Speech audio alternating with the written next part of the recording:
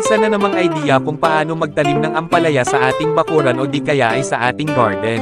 Ang ideyang ito ay galing pa sa ibang bansa. Una ay kumuha siya ng buto ng ampalaya.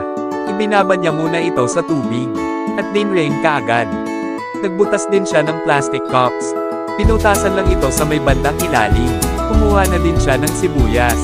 Iniwa-hiwa niya itong ng maninipis. Dito ay kinuha niya ang buto ng ampalaya. At inilagay sa gitna ng hiniwang sibuyas. Tapos ay inilagay na niya ito sa inihanda niyang pagpupunlaan nito.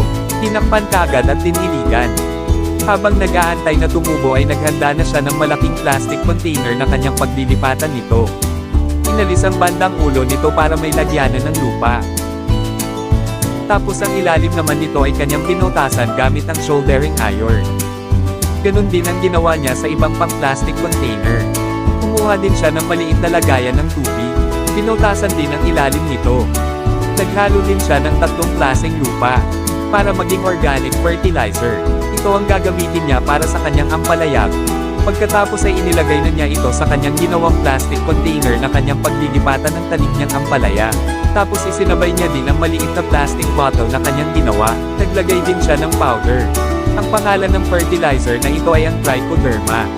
Ang Trichoderma ay isang genus ng fungi sa pamilyang Hypocrisiae na naruroon sa lahat ng mga lupa, kung saan sila ang pinakalaganap na culturable fungi. Maraming mga species sa genus na ito ay maaaring mailalarawan bilang mga opportunistikong virulent na mga simbolo ng halaman. Dito ay tapos na siyang magtanim ng kanyang ampalaya. After 3 days, idinikit na niya ito sa pader ng kanyang bahay. Makikita mo ditong maganda na ang usbong ng tanim niyang ampalaya. Dito ay gumawa na siya ng trellis. Ang ginamit niya dito ay ang kawayan. Dapat matibay ang pagkakagawa nito upang pag nagkaroon na ito ng bunga ay hindi ito masisira. Kumuha din siya dito ng kitchen waste. Hinaluan niya ito ng kaunting lupa. At nilagyan niya din ito ng Trichoderma powder. Pagkatapos niyang hinalo ay nilagyan niya ang mga maliit na plastic bottle ng kanyang nilagay doon sa plastic container.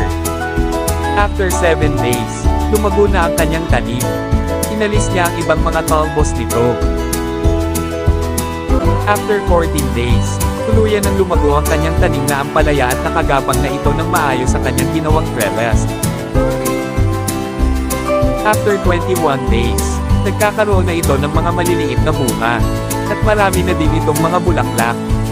After 26 days, naglagay siya ng beer sa petri. Tapos ay nilagyan niya din ng tubig ito hanggang sa mapuno. Tapos ay idinilig niya na ito sa bawat puno ng tanim niyang ampalaya. Nag-self-pollinate na din siya ng mga bulaklak para gumanda ang bunga ng tanim niyang ampalaya. After 32 days, unti-unti nang lumalaki ang mga bunga. After 45 days, malalaki na at magaganda. Walang napepisteng mga bunga ang tanim niyang ampalaya. Tinyales na din ito na pwede nang anihin at ipanghahalo sa inyong mga lutuin.